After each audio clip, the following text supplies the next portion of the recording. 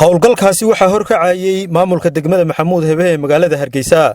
Gudoomiyaha degmada Maxamuud Hebe Maxamed Cabdilaahi Abubakar iyo xogayaha degmadaasi Cabdiqani Xaaji Axmed ayaa ka warramay ololaha ay qaadeen ee isugu jiray wada banaynta iyo cashuur ururinta iyadoo cagaf la geliyay qaar ka mid ah seesaska aan cashuurta bixinin. Mas'uuliyiinta degmada Maxamuud Hebe ee Hargeysa ayaa digniin u diray dadka aan bixinin cashuurta ku waajibtay waxana hadaladoodii ka mid ahaa. Waxa loo baahan yahay inaynu ismaqalno umadana loo shaqeeyo ummad wax maqasho ay noqoto inta kaabada meel ka tagto seesas wadooyin ku xidho oo kiiloomitir soo oodo in aad iska maqlaato weligaa maaha 14 sees bay nimka baabiinay idaacadda waanu ka baafinay telefishinada waanu ka baafinay ogeysiis wal iyo sharci walba waanu bixinay wax ismaqlayaa ma jiro waxa la qaadayaa marka talaabo sharciga waafaqsan 14 kaas si kaabadaha nimka iyaguna 10 ka ee ay baabina u dambeeya waa abada bariitana waa ka soo hawlgalaysaa halka hawshaas way soconaysaa cashuur diid lama ogola qarankani uu talaabsaday sharciga uu ku socdaa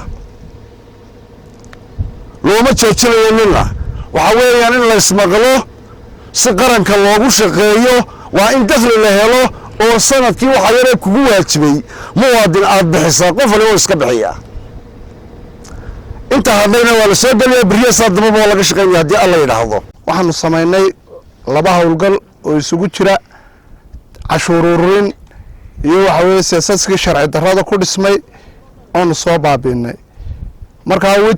wajigii labaad kii hore wacyigelin buu ahaa horaanu halkan uga sameynay annaga iyo media sida uu gudoomiyay sheegay oo wada socono iskaashanna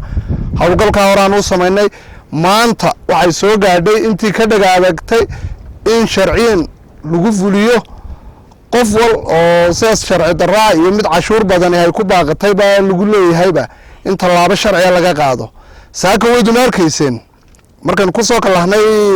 labadan beerood beertan waa beerti Ali Mahdi beerti horeynu soo marnayna waxay beerti Ilmo Yuusuf waad arkaysan sees qoyan oo la dhigay salaadii subax inay cagaftu markii ugu horeysay ay ku waabariisatay dadka waxaan u soo jeedinaa inay ka waantoobaan seeska ay habeenkii dhigayaan subaxii dhigayaan inay sharciga soo maraan waayo waxa hantidoodu ku nabadgelaysaa sharciga soo maraan marka aad baad u mahadsantiin dhamaantiin aadna waan idin soo dhaweynaa wada shaqeyn wanaagsan dadkana waxaan ku wacyigelinaa cashuurtu waa naftaada ka qaad oo naftaada u qaad dadku waxay doonayaan wada wanaagsan waxa lagu helayaa cashuurta oo si wanaagsan loo bixiyo